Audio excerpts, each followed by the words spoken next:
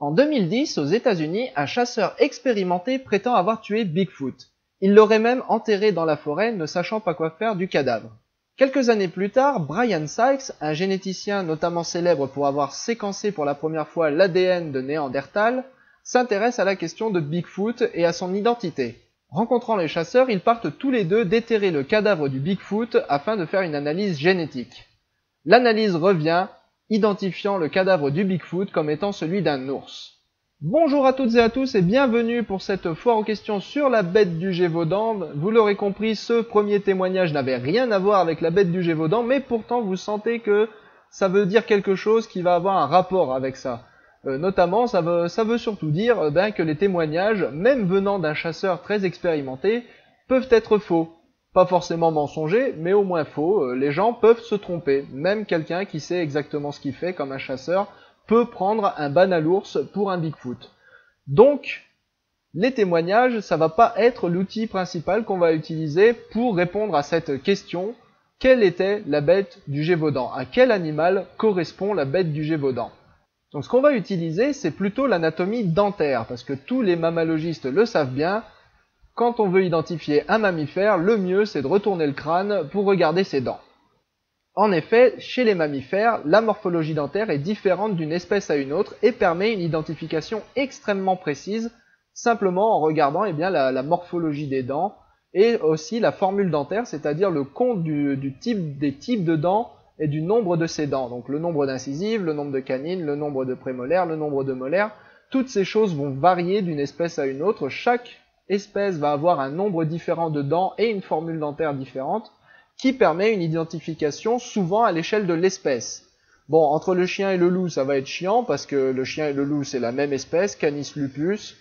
Donc les chiens ne sont qu'une variété particulière de loup, donc on va pas pouvoir descendre jusqu'au point de dire est-ce qu'on est face à un chien ou à un loup. Mais en tout cas, on va pouvoir exclure certaines hypothèses qui ont été émises, et Dieu sait qu'il y en a beaucoup, et notamment celle de la hyène.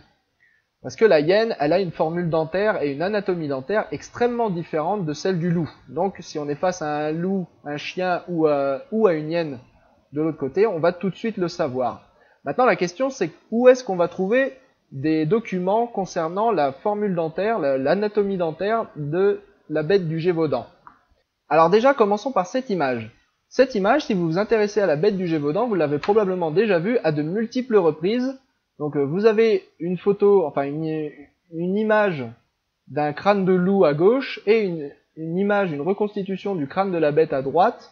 Et ensuite, ce que vous avez en haut, ce sont des reconstitutions en fait de la dentition de ce qu'on pourrait interpréter en voyant cette image comme étant une dentition de loup à gauche et une dentition de bête du Gévaudan à droite. Alors déjà, ces images, elles ne sont pas du tout d'époque. Elles viennent d'un reportage qui est sur YouTube et que vous pouvez aller voir, il est complètement en allemand.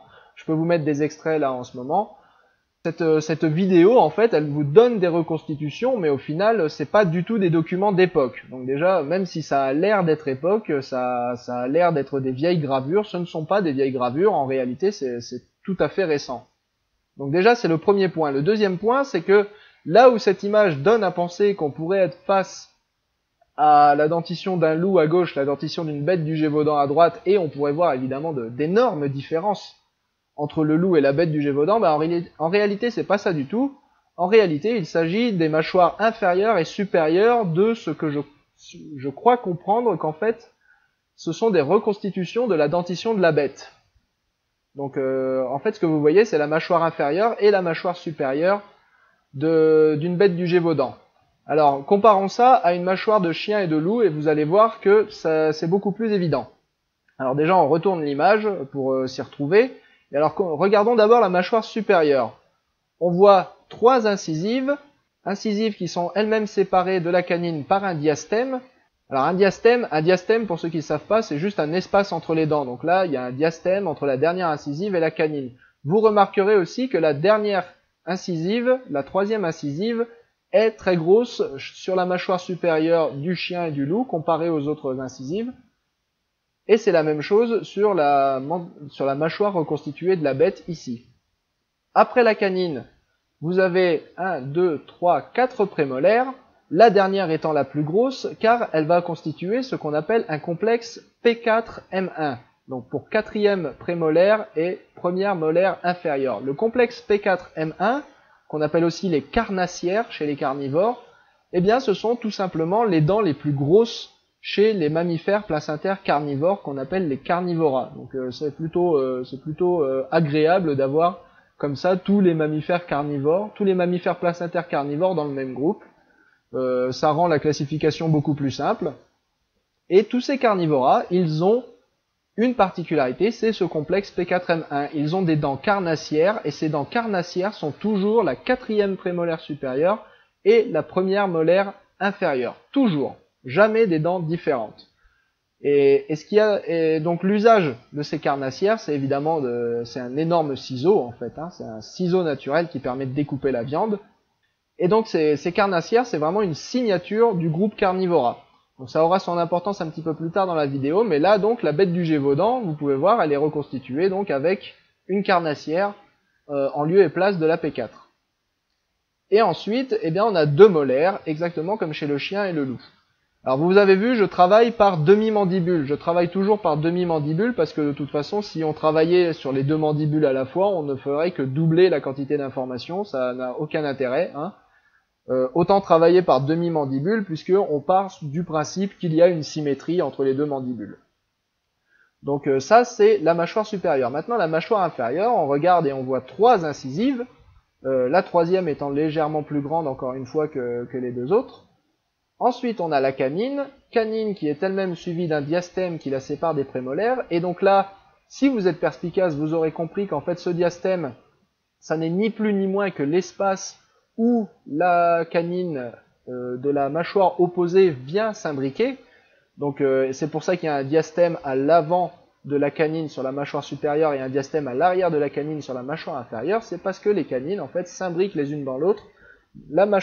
Celle de la mâchoire inférieure venant se mettre à l'avant de celle de la mâchoire supérieure. Donc ces diastèmes, ce sont finalement des conséquences, des dommages collatéraux, un effet secondaire de la présence de la canine en fait. Ensuite, 4 prémolaires comme sur la mâchoire supérieure, et en fait la mâchoire supérieure et la mâchoire inférieure diffèrent chez le chien et le loup par le nombre de molaires. Il y a 3 molaires, bon la troisième étant extrêmement petite chez le chien et le loup, mais il y a 3 molaires sur la mâchoire inférieure chez le loup et seulement 2 sur la mâchoire supérieure. Et donc là vous pouvez voir que notre bête du Gévaudan reconstituée ainsi par cette vidéo allemande finalement est calquée en fait sur le loup. Enfin je ne sais pas exactement quelle était la source pour reconstruire la mâchoire de la bête du Gévaudan, mais je pense qu'ils se sont basés sur des rapports de dissection. Du moins si c'est la seule source d'information de première main qu'on peut avoir. Parce qu'il faut savoir qu'il y a 2 bêtes du Gévaudan qui ont été abattues. La première a été envoyée au roi, et on l'appellera bête du roi, parce qu'elle a été finalement elle a été tuée, empaillée et envoyée au roi comme trophée, comme quoi ils avaient réussi à tuer la bête. Et puis il y a la deuxième bête, la bête non officielle j'ai envie de dire, qui a été tué dans le plus grand anonymat, mais qui a aussi fait l'objet d'une dissection et d'un rapport de dissection. Donc on va faire comme ce que je pense ont fait les gens de cette vidéo, qui ont réalisé cette vidéo, et aller regarder en fait les rapports d'autopsie de ces bêtes du Gévaudan, et voir un peu si on peut arriver à une identification à partir justement de la morphologie dentaire, comme le font finalement les médecins légistes, avec la morphologie dentaire des gens quand les cadavres sont impossibles à identifier. Donc c'est finalement une enquête de médecins légistes que nous allons conduire ici, un truc comme 300-400 ans plus tard, quoi. C'est juste ça. Donc on va avoir le matériel, vous allez voir, est ténu. Le matériel, vous allez le voir, est très ténu, mais on va s'en sortir. On va s'en sortir. Donc déjà, commençons par la bête du roi, donc la bête qui a été abattue par le porte-arquebuse du roi, et qui a ensuite été envoyée au roi après avoir été empaillée. Qu'est-ce qu'on sait à propos de la dentition de la bête du roi? Eh bien vous voyez ici une transcription du rapport d'autopsie. Alors je vous mettrai tous les liens dans la description pour chaque rapport d'autopsie pour que vous puissiez aller voir. Évidemment les rapports d'autopsie ne font pas, il n'y a pas que des descriptions de la morphologie dentaire, au contraire il y a même plutôt des descriptions de l'animal, et comme vous voyez ici, une ligne ou deux sur l'anatomie dentaire. Donc ça fait assez peu sur lesquels on peut se baser. Mais en gros, si vous transcrivez ce qu'il y a décrit là-dessus, eh bien, ce rapport d'autopsie nous dit qu'il y a 3 incisives, une canine et un certain nombre de dents post-canines qu'ils appellent ici des molaires. Alors ça rend la chose... moi, ce que je vous fais, en fait, c'est une traduction et une transcription. Voilà, c'est comme de l'ADN. Je vous fais une traduction de la chose en nouveau français avec une transcription sur une demi-mandibule. Parce qu'en plus, dans leur description, ils mélangent demi-mandibule et mandibule complète. Donc ils vous donnent par exemple qu'il y a 6 incisives, alors qu'en fait il y en a que 3 de chaque côté. Mais après, ils comptent seulement le nombre de molaires de chaque côté et pas le nombre de molaires des deux côtés à la fois. Donc tout est mélangé. Donc moi je vous fais une transcription, une traduction. Donc au final, cette bête sur la mâchoire supérieure, elle a donc 3 incisives de chaque côté, une canine de chaque côté, et ensuite elle a 6 postes canines, donc molaires et prémolaires confondus parce qu'ils ne font pas la différence, donc 6 postes canines du côté droit et seulement 4 du côté gauche avec une en train de sortir. Donc il y a une asymétrie sur cette bête-là. Il y a une asymétrie entre le côté droit et le côté gauche. Donc comme qui peut le plus peut le moins, c'est évidemment le côté où il y a le plus de dents qui va être le plus représentatif, puisque ça veut dire juste que de l'autre côté, les dents n'avaient pas fini de pousser. Ce qui pose la question de la juvénilité de cet animal. Je ne sais pas jusqu'à quel point cet animal était un juvénile ou si c'était juste une anomalie. Ça peut arriver qu'il y ait une anomalie et que les dents d'un côté ne poussent pas du tout. Donc on va partir du principe que c'était soit un juvénile, soit une anomalie. Je pense pas que ce soit un juvénile parce que c'était quand même un gros animal. Pour que ça passe décemment pour une bête du Gévaudan, il a quand même fallu que ce soit un gros animal ce truc-là. Donc on va laisser ça en suspens, voilà tout simplement. Peut-être une anomalie, peut-être un juvénile. Je préfère l'hypothèse de l'anomalie puisque ça a quand même dû passer pour une bête du Gévaudan, cette bête-là. Donc voilà, dentition supérieure donc se calque parfaitement sur l'image qui est elle-même calquée sur celle du loup. Donc on va en fait utiliser tout le temps l'image, cette image-là, parce que c'est une image qui est très facile à utiliser, elle est très neutre. Pour le coup, ce rapport de dissection se calque parfaitement sur cette image-là. Donc 3 incisives, une canine et 6 dents post-canines. Prémolaires et molaires confondus, on peut pas vraiment savoir, donc là je fais l'hypothèse qu'il y avait 4 prémolaires, 2 molaires comme chez un loup. Mais ça peut être n'importe quoi. Mais bon, ça se calque plutôt bien sur le modèle du loup, du coup. Puisque j'ai pu vous montrer juste avant que cette mâchoire, finalement, n'est ni plus ni moins que celle d'un loup. Maintenant, la dentition inférieure. Alors, la dentition inférieure, c'est un peu plus compliqué. Donc, encore une fois, on retrouve 3 incisives, une canine, comme chez un chien ou un loup. Ça, c'est pas un problème. Mais après, on nous dit qu'il n'y a que 4 molaires. Donc 4 dents post-canines. Donc là, je vous ai représenté 4 dents post-canines, ça ne se calque pas du tout avec le modèle du loup. Donc là, on aurait peut-être un indice. Oui, mais, oui, mais, juste après ça, il rajoute, il y en a 7 de chaque côté. Donc s'il y a 7 post-canines, ou 7 molaires dans leur langage, de chaque côté, là, du coup, on retombe sur le modèle du loup. Il y a une de ces deux phrases qui est forcément fausse. Soit il y a 4 dents post-canines, soit il y en a 7, mais il peut pas y en avoir 4 et 7 à la fois. Donc comment on fait là pour trancher? C'est probablement un rapport qui a dû être écrit à la va-vite à l'époque, je ne sais pas vraiment. Mais pour trancher, en fait, on va juste se pencher sur le nombre de dents. Il nous signale qu'il y a 22 dents à la mâchoire inférieure, or cela n'est possible que s'il y a 7 post-canines. Parce que 7 et 7 font 14, plus les incisives et les canines, on arrive à 22. Mais autrement, si vous prenez qu'il n'y a que 4 molaires de chaque côté, 4 post-canines de chaque côté, bah là on n'y arrivera pas. On n'atteindra pas 22.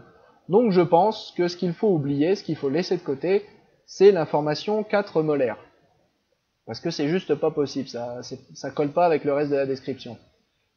Et donc si on garde ça, bah, on se retrouve avec une formule dentaire qui est complètement compatible avec celle d'un chien ou d'un loup. 3 incisives, une canine, et sur la mâchoire supérieure, 6 post-canines, et sur la mâchoire inférieure, 7 post-canines.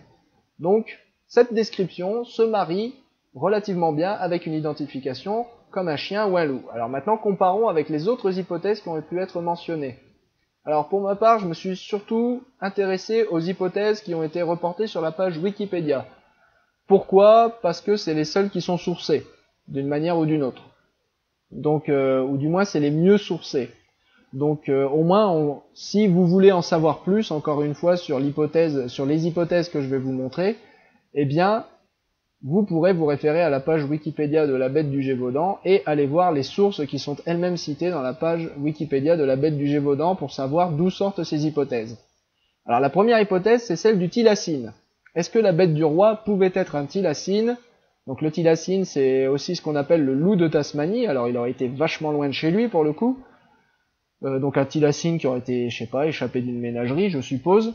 Est-ce que la bête du roi pouvait être un thylacine? La réponse est non, parce que les thylacines sont des marsupiaux et ont donc 4 incisives supérieures. Or la bête n'en a que 3.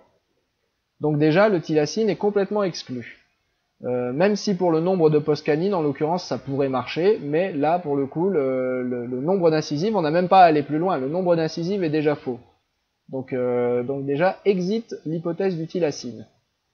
Ensuite, a été proposée, je crois que c'est mon hypothèse préférée, celle-là, elle est carrément énorme, c'est l'hypothèse de l'Andrewsarchus. Donc Andrewsarchus, c'est un mésonychidé, un condylarthre mésonychidé, donc un animal qui remonte à l'Éocène, à l'Oligocène Éocène, pardon.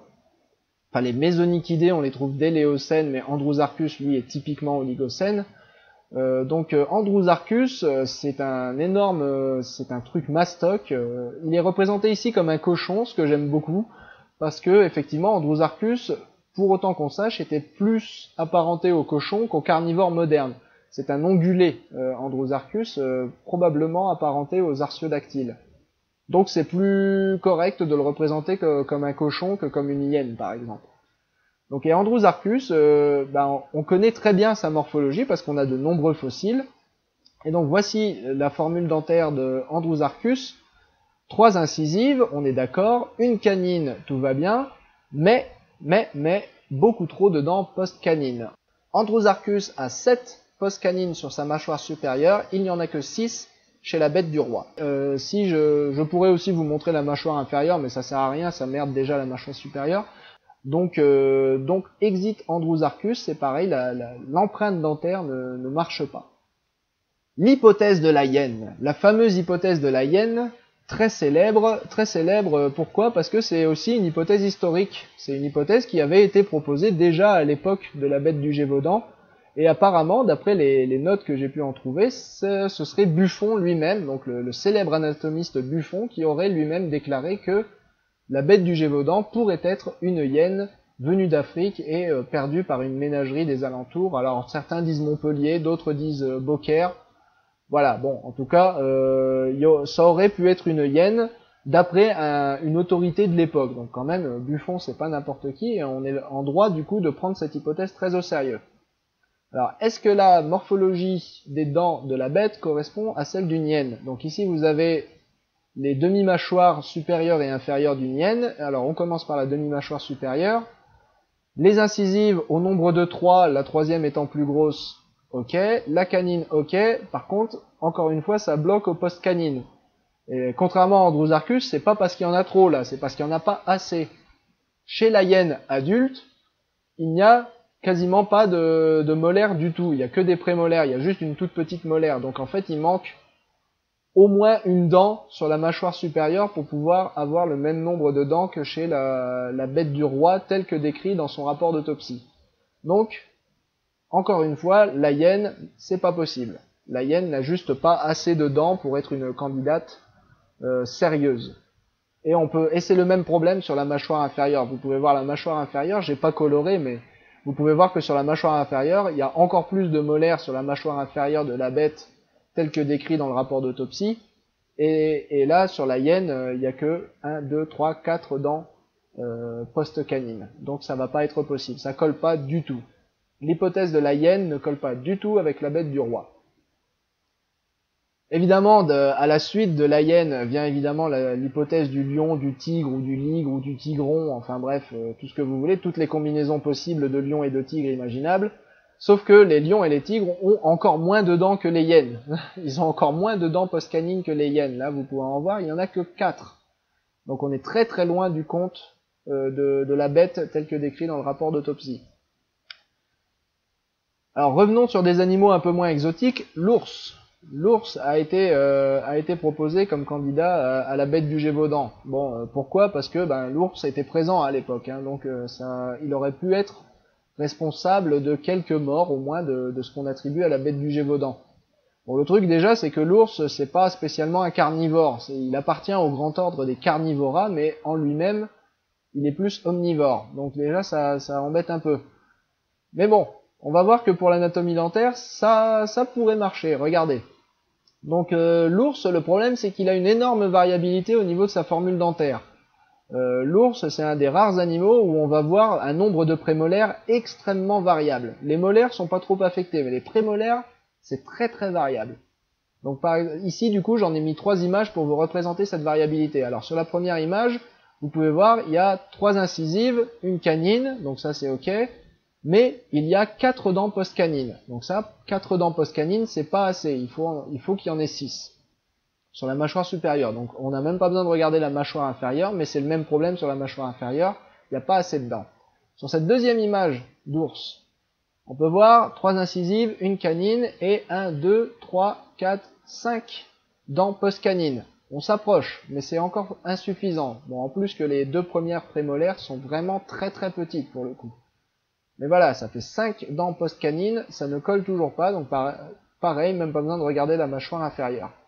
Mais par contre, sur cette image-là, qui, si je ne me trompe pas, vous représente un ours blanc, et bien sur cette image d'ours blanc, on a 3 incisives, une canine, et 6 dents post-canines sur la mâchoire supérieure, et 7 dents post-canines sur la mâchoire inférieure, donc le compte est bon. Donc, il n'est pas tout à fait exclu que la bête du roi ait pu être un ours mal identifié, hein. Ça vous rappelle quelque chose, la petite histoire du début? Voilà. Et enfin, la dernière hypothèse, je sais pas d'où elle sort du tout, la dernière hypothèse, je vous avoue. La dernière hypothèse, c'est que la bête du Gévaudan soit un glouton. Glouton, qui est plus connu sous le nom de Wolverine en anglais. Oui, c'est la traduction la plus merdique du monde, je vous l'accorde. C'est la moins badass en tout cas, donc Wolverine se traduit glouton en français. Non, pas serval, justement. Le serval est un félidé, c'est un félin, alors que le glouton est un canidé, il est plus proche des chiens. Donc non, un glouton ne se traduit pas serval, messieurs les comics. Bref, donc la bête du roi était-elle un glouton? 3 incisives, ok, une canine, ok, mais pas assez de post-canine. Encore une fois, il manque une post-canine, puisque les gloutons n'ont que 3 prémolaires et n'en ont pas 4. Voilà. Donc il n'y a pas assez de dents post-canines pour coller avec la description de la bête du roi chez le glouton. Donc la conclusion de tout ça, la bête du roi, c'était quoi? Eh ben ça matche parfaitement avec un chien ou un loup, mais la possibilité que ce soit un ours n'est pas totalement exclue. Voilà, pour être tout à fait honnête. Maintenant, voilà, est-ce qu'on a confondu la bête, est-ce qu'on a pu confondre un loup avec un ours à l'époque? Comme je vous l'ai dit, c'est pas totalement impossible. Là, j'ai envie de dire que c'est à vous de juger, et puis après c'est aussi en fonction des descriptions du reste de l'anatomie de la bête. Voilà. Mais ça, il y a autant de descriptions de l'anatomie de la bête qu'il y a eu de témoins, hein, en réalité. Il y a même des gens qui ont cru reconnaître un crocodile. Alors à ce niveau-là, ça nous arrange pas vraiment les descriptions de la bête. Mais bon, la bête du roi, de toute façon, elle a été identifiée comme étant un loup, du début jusqu'à la fin. Je veux dire, il n'y a jamais eu vraiment de doute sur le fait que c'était un loup, et il y a eu énormément de doutes sur le fait que ça ait pu être la bête du Gévaudan, pour la simple et bonne raison que, malgré le fait qu'on l'ait tué, ça n'a pas empêché la bête de continuer de frapper. Il y a encore eu des morts attribuées à la bête du Gévaudan après que la bête du roi ait été tuée, empaillée et envoyée à Versailles. Donc, de toute façon, j'ai envie de dire que même s'il reste un poil de doute concernant la possibilité que ce soit un ours, de toute façon, c'était pas la bête. Voilà. Enfin, du moins, l'histoire ne retiendra pas que c'était la bête. Du coup, on arrive à la bête non officielle, la bête de Chastel, qui est généralement reconnue comme étant la vraie bête du Gévaudan, tout simplement parce que quand celle-là a été tuée, juste après, les attaques ont effectivement arrêté. Alors, la bête de Chastel, encore une fois, il y a une description, il y a un rapport d'autopsie que je dois vous transcrire et vous traduire, enfin vous traduire et vous transcrire. parce que c'est du vieux François et qu'en plus ça mixe encore une fois de la description de demi-mandibule avec de la description de mandibule complète. Donc en gros, pour faire simple, la bête de Chastel, alors je l'appelle la bête de Chastel parce qu'elle a été abattue par un dénommé Jean Chastel. Si vous voulez en savoir plus sur le personnage, je vous réfère encore une fois de plus à de nombreuses vidéos YouTube et à la page Wikipédia. Donc la bête de Chastel, la bête non officielle, à quoi ressemblait-elle? Eh ben là on a une description qui est fort intéressante parce qu'elle est beaucoup plus détaillée. Vous voyez que c'est pas juste 2 lignes expédiées comme ça. Donc il nous est raconté qu'en gros elle a effectivement 3 incisives, la troisième des incisives étant la plus grosse, comme chez le chien et le loup. Bon, comme chez beaucoup de carnivores, comme vous avez pu le constater, la hyène aussi a ce caractère.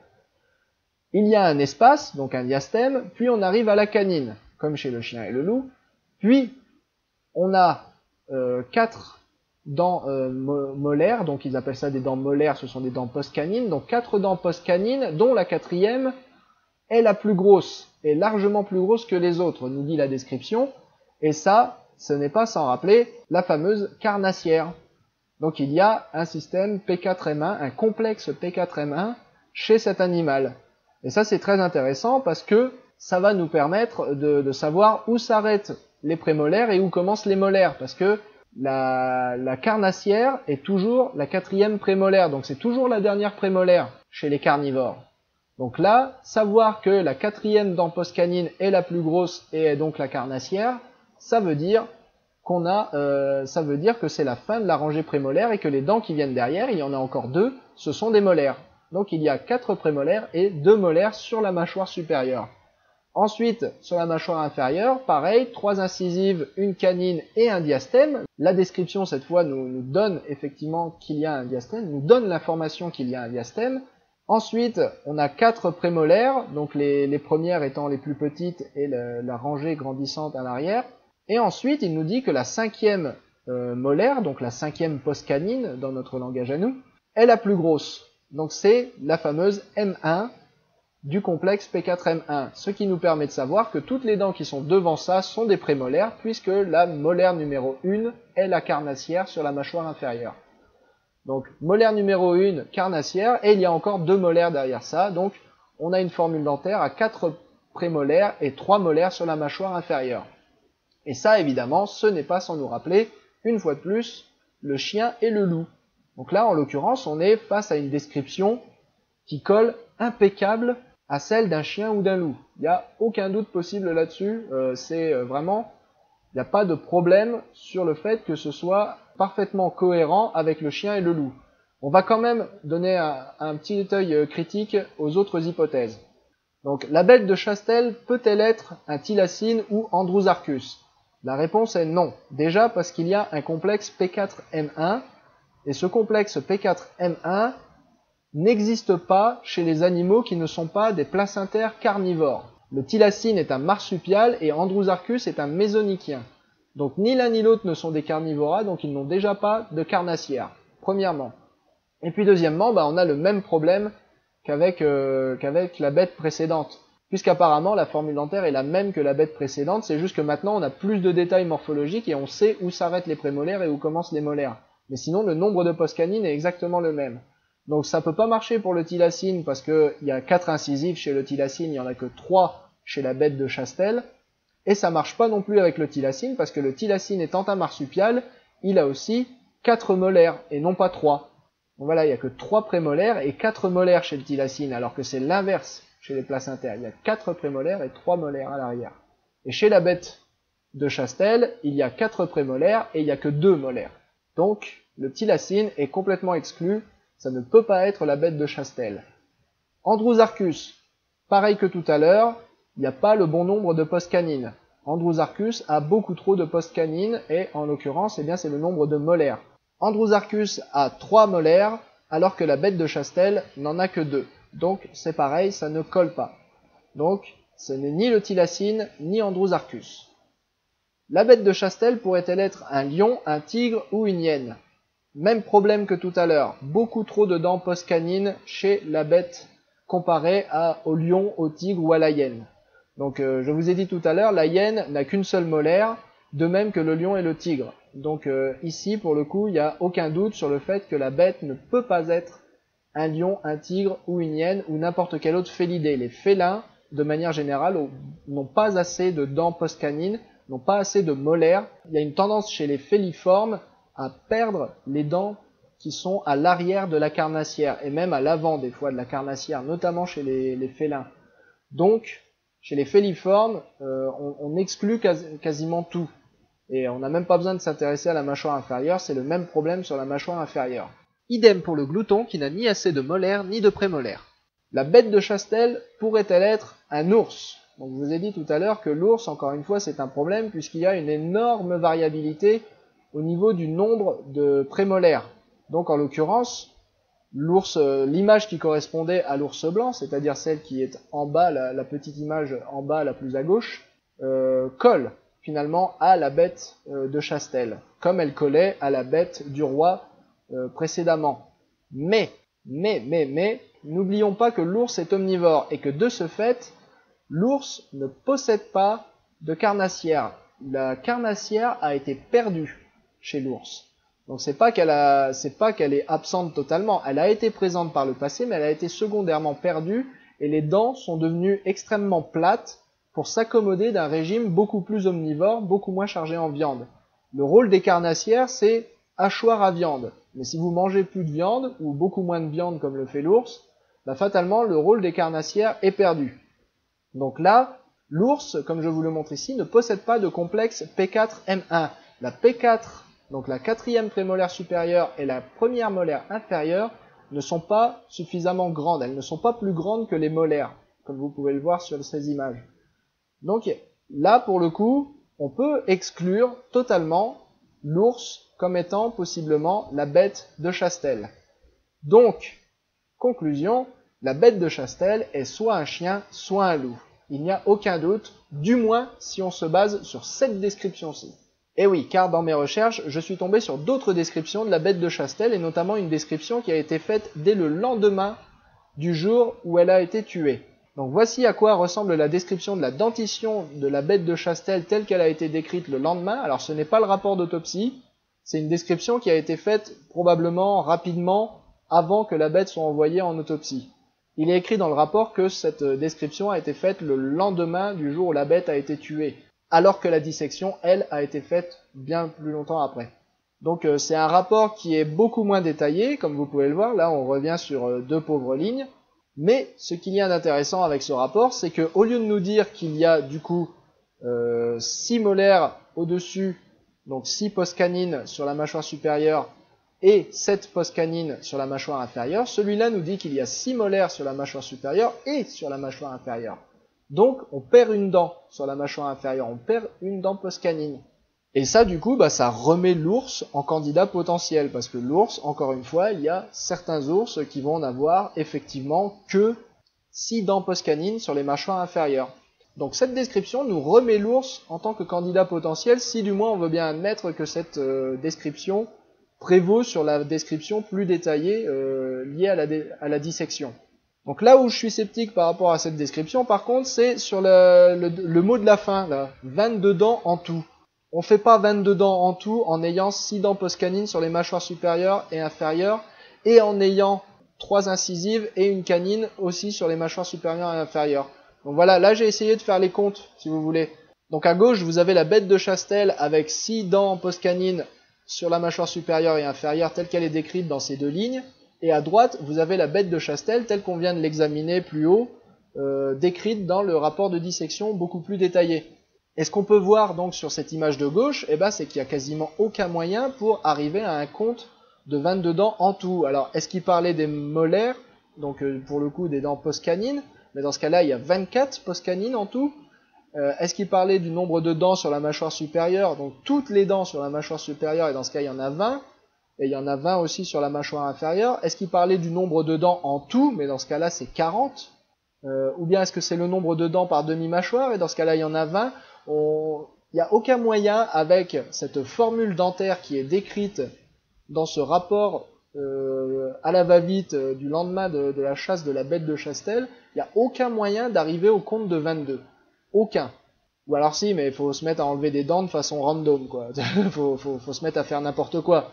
Et là, vous arriverez éventuellement à 22, mais si on reste rigoureux, il n'y a aucun moyen de décrire cette mâchoire comme ayant 22 dents d'une quelconque manière que ce soit. C'est pas possible. Donc, par contre, 22 dents, ça colle très bien avec le nombre de dents sur la mâchoire inférieure de la bête de Chastel telle que décrite dans le rapport d'autopsie. 22 dents sur la mâchoire inférieure, et dans ce cas-là, ça voudrait dire que cette phrase 22 dents en tout fait référence à la mâchoire inférieure qui est mentionnée juste avant le point virgule. Mais alors dans ce cas, c'est une bien curieuse manière de tourner les phrases. Donc, conclusion finale sur la bête de Chastel, c'est un chien ou un loup, ou peut-être un ours, mais si et seulement si, on ne veut pas admettre que quelqu'un s'est planté en faisant la toute première description. Mais honnêtement, tout porte à croire qu'il s'agit d'un chien ou un loup. La description la mieux faite, la plus détaillée, celle qui a pris le plus de temps, celle qui n'a pas été rushée, elle pointe clairement sur une anatomie et une formule dentaire qui est celle d'un chien ou d'un loup. Donc la grande conclusion de tout ça, c'est que ce soit la bête du roi ou la bête de Chastel, la formule dentaire pointe clairement vers un chien ou un loup, ou très très peu probablement un ours.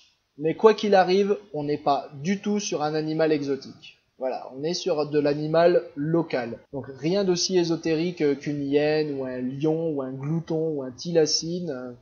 Et particulièrement la bête de Jean Chastel. La bête de Jean Chastel est décrite de telle manière que ça laisse très très peu de place à la possibilité que ce soit autre chose qu'un loup. Donc tout ça me ramène à la conclusion que j'avais eue à la fin de ma précédente vidéo sur la bête du Gévaudan, parce que j'ai fait une vidéo il y a très longtemps de cela sur la bête du Gévaudan, où je clamais que, avant de chercher des causes extraordinaires, et notamment des animaux exotiques pour expliquer les faits qui ont eu lieu dans le Gévaudan, il faudrait peut-être nous assurer du caractère extraordinaire des faits en question.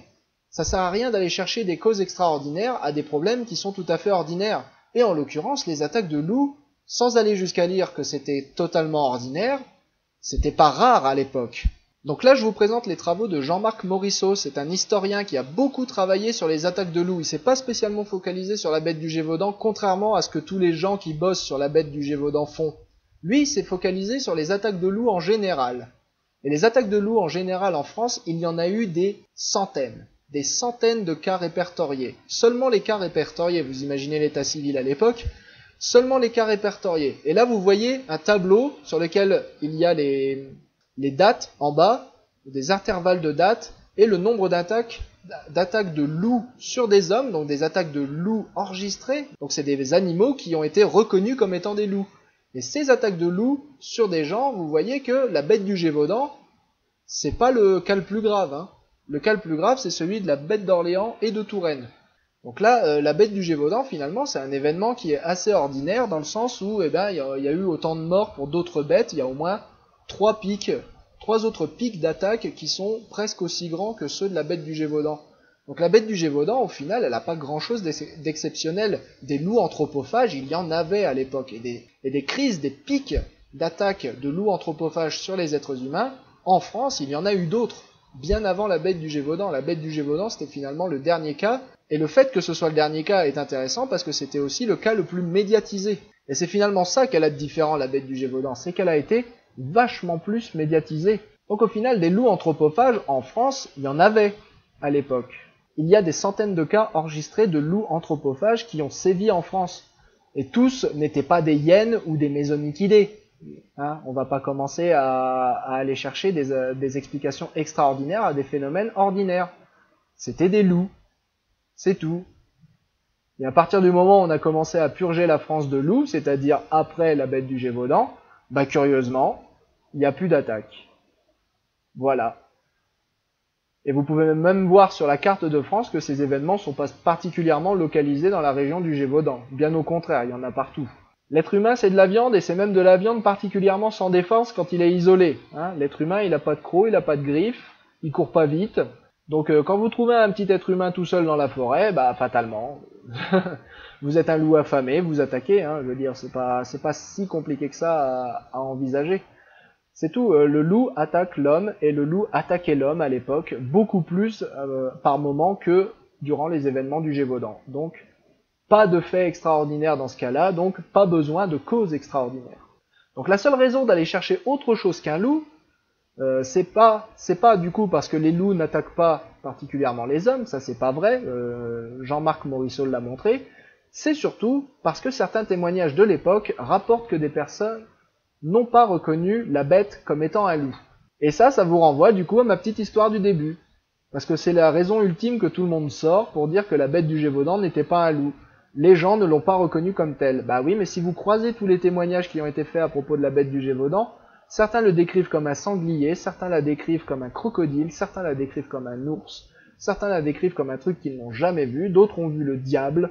Donc, les témoignages, je le rappelle, c'est le niveau 0 de la preuve. Et quand on a des rapports de dissection qui nous montrent que c'était des loups, ou au pire des ours, il n'y a pas de raison d'aller chercher de la hyène. Pas du tout. Ou bien alors, mais là c'est une hypothèse non testable, eh bien la bête nous a totalement échappé. On n'a juste jamais pu l'attraper, les attaques se sont arrêtées d'elles-mêmes. Donc du coup, aucun de ces rapports de dissection que je vous ai présentés ne nous présente réellement la bête du Gévaudan, mais simplement des gros loups. Voilà, merci à tous d'avoir suivi cette vidéo, et je vous dis à très bientôt sur Stop Science.